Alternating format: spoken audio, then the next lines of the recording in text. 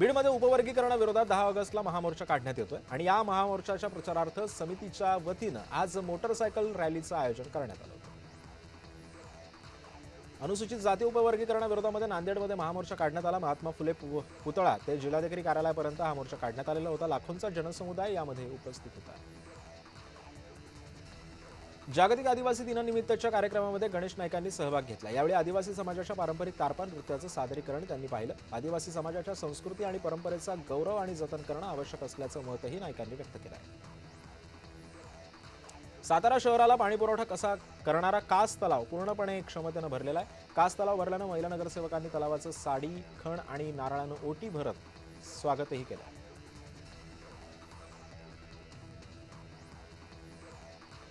धाराशिव शहरातील डीमार्टकडे जाणाऱ्या रस्त्यावरती मोठा खड्डा पडला. नागरिकांनी उपरोधिकपणे बॅनरबाजी करत प्रशासनाविरोधात संताप व्यक्त केला. खड्ड्यात पडायला या मला अजून एक बळी पाहिजे असा बॅनर नागरिकांनी लावत प्रशासनाचं लक्ष वेधलं.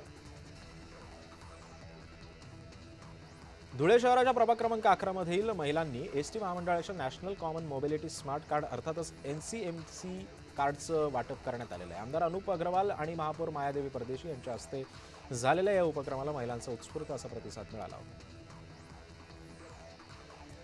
शिरपूर जैन तीर्थक्षेत्रातील मुख्य रस्त्यावरती जीवघेणे खड्डे पडलेत आणि याच खड्ड्यामध्ये पडलेल्या दुचाकी स्वाराचा व्हिडिओ सध्या सोशल मीडियावरती तुफान व्हायरल होतं. दुर्घटना टाळण्यासाठी प्रशासनानं तातडीनं रस्त्याची दुरुस्ती करावी अशी मागणी सध्या जोर धरू लागली आहे.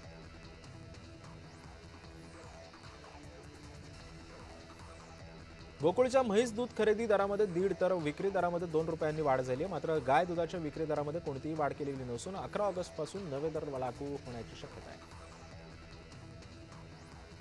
मुंबईतील DN नगर पोलीस ठाण्याच्या हद्दीतील 2 अल्पवयीन मुलं बेपत्ता झाली आहेत आणि या पोलिसांनी तांत्रिक तपास आणि उपलब्ध माहितीच्या आधारे परराज्यामध्ये जाऊन मुलांची यशस्वी त्यांचा शोधही घेतला.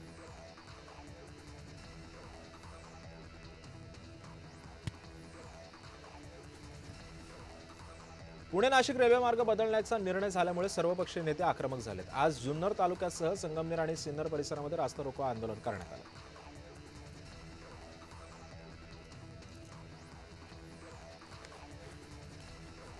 पुणे नाशिक रेल्वे मार्ग सरळ मार्गाने व्हावा यासाठी महामार्ग रोखण्याचा प्रयत्न केला जाईल. खासदार राजाभाऊ वाजे आणि आमदार सत्यजित तांबे यांच्या उपस्थितीमध्ये आंदोलन झालं.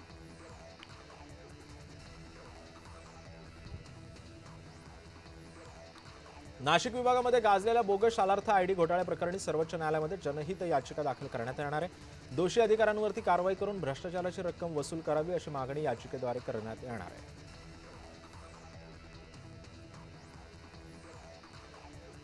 कर्जत गोंदिवडे रस्त्याची दुरावस्था झालेली आहे. खड्ड्यांमुळे नागरिकांसह विद्यार्थ्यांना मोठा त्रास सहन करावा लागतो. प्रशासनाचं लक्ष वेधण्यासाठी चक्क शालेय विद्यार्थिनींनीच रिपोर्टरची भूमिका घेतलेली आहे.